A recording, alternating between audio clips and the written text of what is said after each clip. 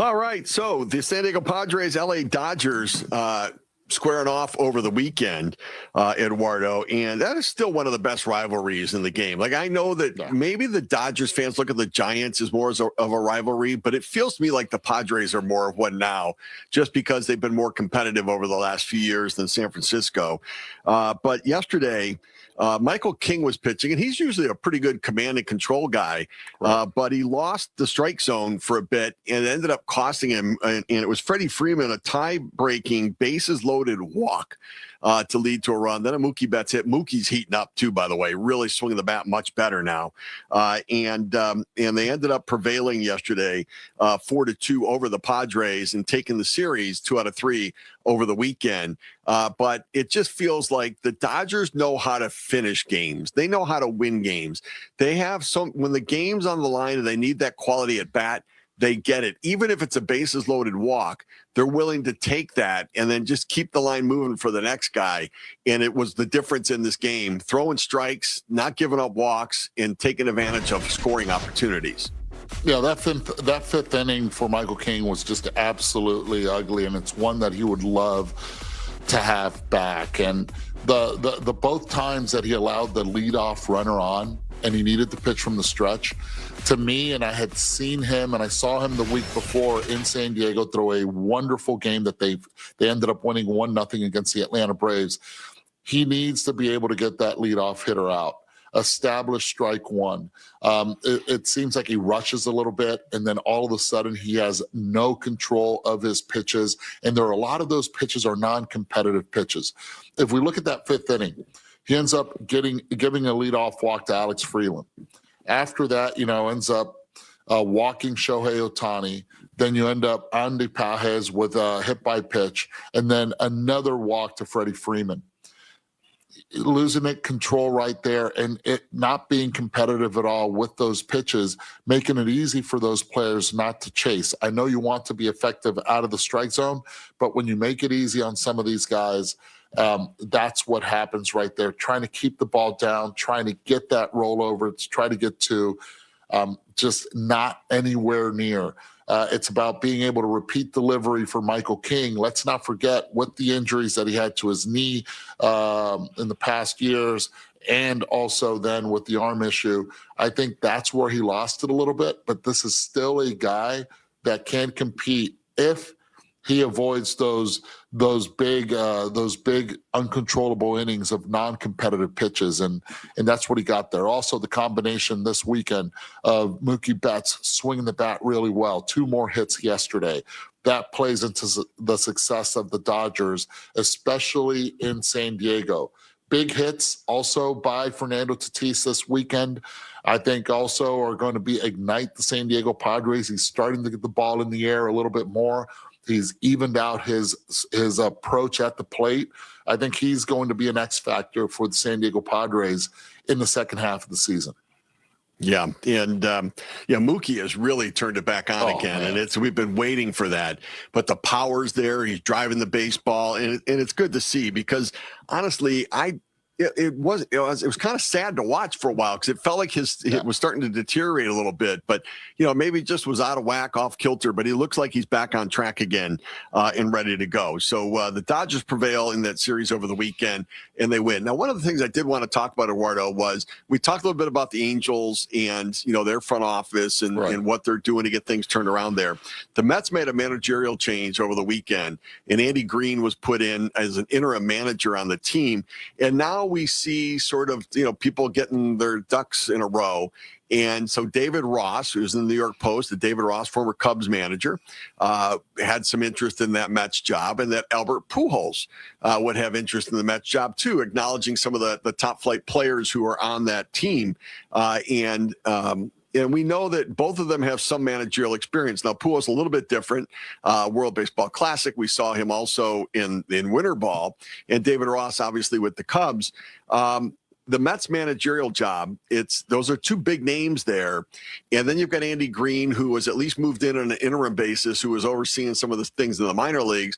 What do you think the Mets do with this moving forward? And, will David Stearns be the one making the decision? Will Steve and Alex Cohen be the ones making the decision? Will it be an organizational or baseball decision as to how they go about bringing in a manager? What do you think they do next?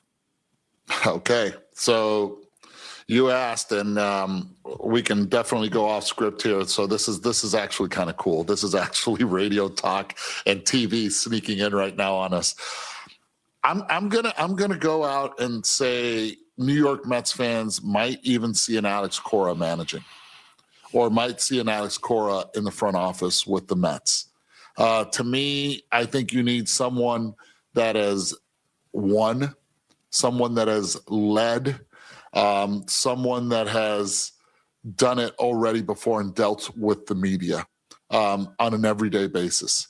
And Alex Cora has done that because he's won in Boston. He came in and it just was fresh. To me, I think it's going to be interesting.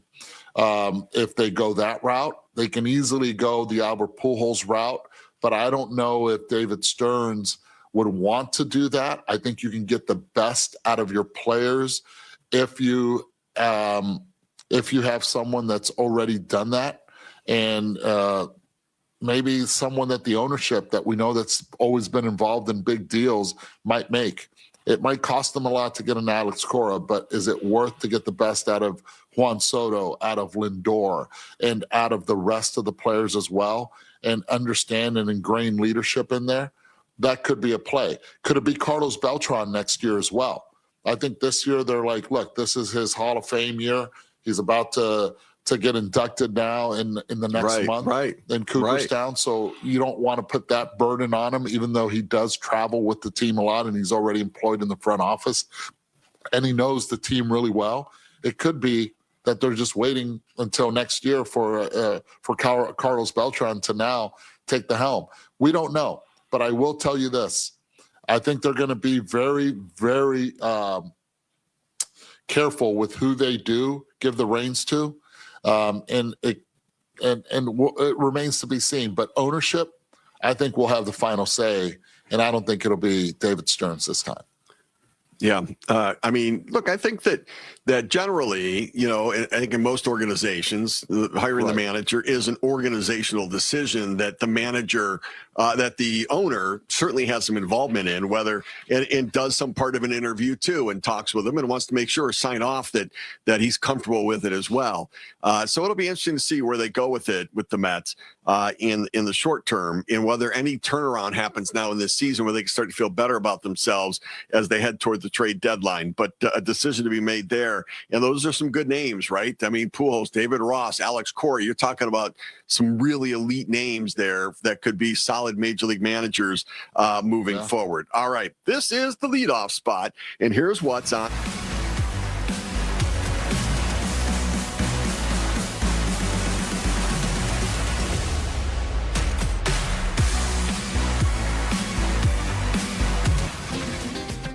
Short end, and Lindor was back 1 for 4. So good win by Patrick last week, and Patrick's doing a very good job at that so far this year. All right, so where are we going today? Time for the morning matchup, and there are 13 games today, so there are 4 teams that are off today, and so. You mean to tell me the Rays are off today? Caminero still hit a home run.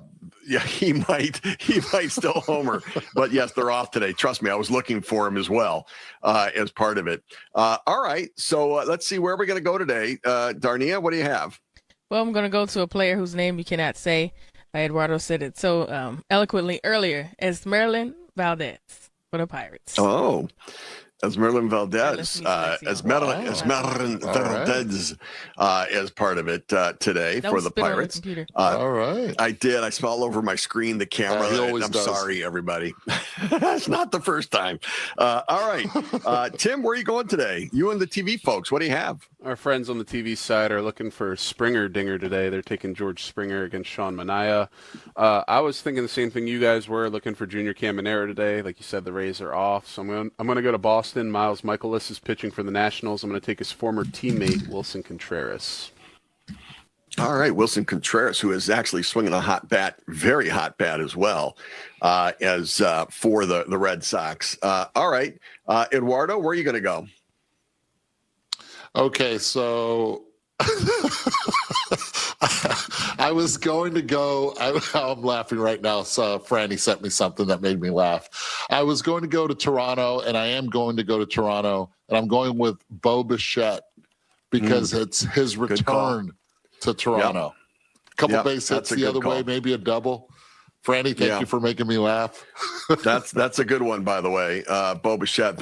What do you think they're gonna do when he gets introduced in Toronto? What do you think the fans will do there? Oh, they're gonna applaud the living daylights out of him. Toronto fans are great. They're great. They are. They're going to celebrate him big time there. I'm going to go Kazuma Okamoto in that game against Sean Manaea in that matchup. I kind of like the right-handed bats in that matchup against Manaea today. So I'm going to go Okamoto in that matchup later today. All right, so the White Sox taking on the Orioles tonight. You can hear that on Sirius 208 XM 175. Pirates Phillies, Sirius 209 XM 176. Tigers Yankees. Yankees need to bounce back a little bit right now. It was a tough series against the Red Sox, Eduardo. And Detroit has not been playing great as well either. So what do you see in that series with the Tigers and Yankees? With the Tigers and Yankees, I think it comes down to the left-handed hitters of the New York Yankees. Can they and will they be able to hit?